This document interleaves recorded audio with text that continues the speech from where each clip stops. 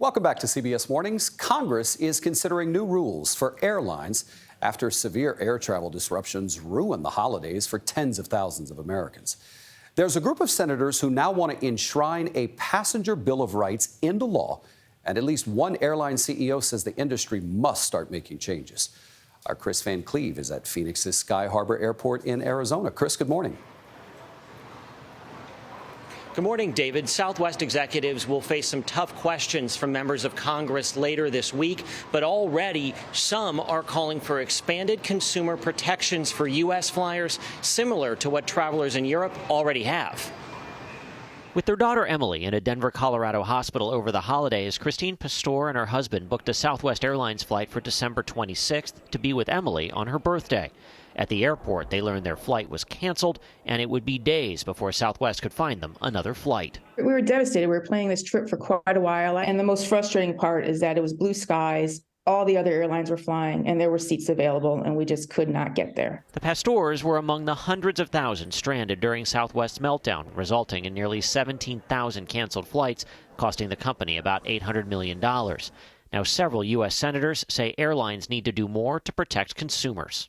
The goal is to level the playing field for consumers. They're being ripped off.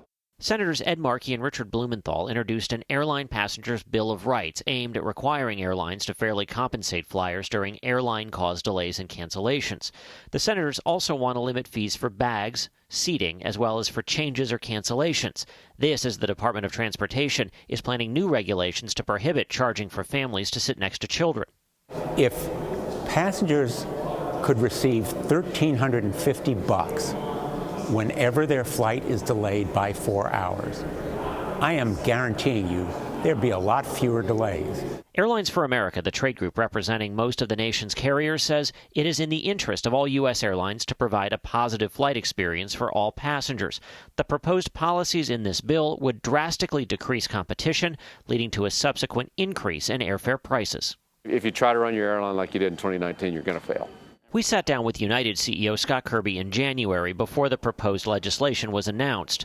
He says United is already changing how it operates, leaving more crews and planes in reserve while investing in technology upgrades in an effort to prevent a disruption from becoming a crisis. We flew a lot less in 2022 than we would have liked to because we had to give ourselves breathing room to invest, to build up staffing buffers, to get everyone through training, and just to be prepared for growing for the future. Right now you're doing less with more so that you can do the less better. Yeah, putting customers first, and that means you have to do less and you need more resources to do the same thing because that gives you the resilience.